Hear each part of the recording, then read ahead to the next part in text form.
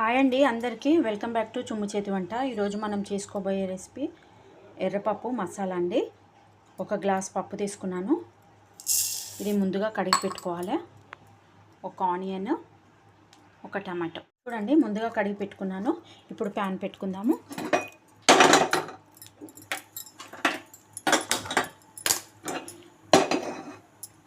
Oil వేసుకుందాము. ఒక 3-4 spoons oil.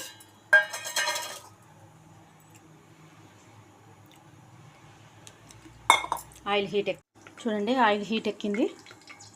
ఇప్పుడు ఆనియన్స్ వేసుకుందాము. బాగా బ్రౌనిష్ కలర్ వచ్చే వరకు వేయించుకుందాము. చూడండి బ్రౌనిష్ వచ్చినాయి. ఇప్పుడు అల్లం వెల్లిగడ్డ పేస్ట్ వేసుకుందాం. 1 స్పూన్ అల్లం వెల్లిగడ్డ,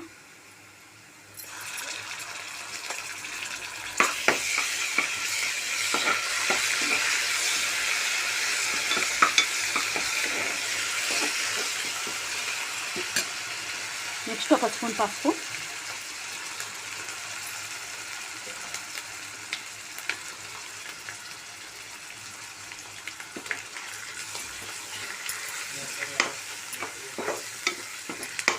వేయించాం కదా. ఇప్పుడు మనం కడిగి పెట్టుకున్న పప్పు ఉంది కదా, అది వేసుకుందాము.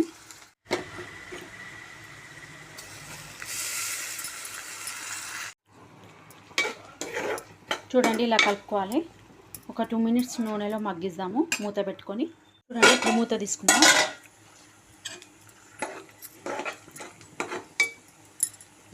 ఇప్పుడు ఒక టమాటా వేసుకుందామండి.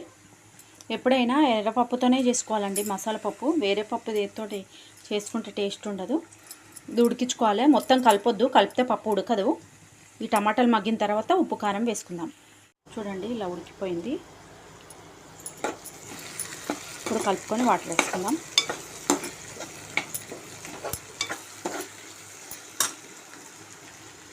ఒక గ్లాస్ వాటర్. పప్పు ఇందులో ఉడకాలి. చూడండి ఉడుకుతుంది. ఇప్పుడు కారం వేసుకుందాము. కారం 1 స్పూన్ కారం, మీకు తగినంత ఉప్పు వేసుకొని కలుపుకుందాం.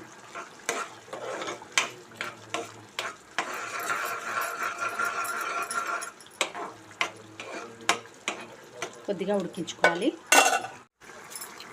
కొద్దిగా కొత్తిమీర, కొద్దిగా కరివేపాకు వేసుకోవాలి.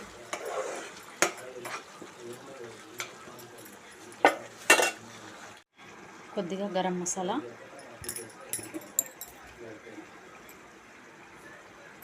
కొద్దిగా ధనియా పౌడర్.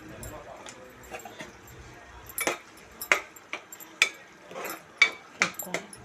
అంతేనండి, అంతే మసాలా పప్పు. కొద్దిగా ఆయిల్ పైకి వచ్చేస్తే అయిపోతుంది.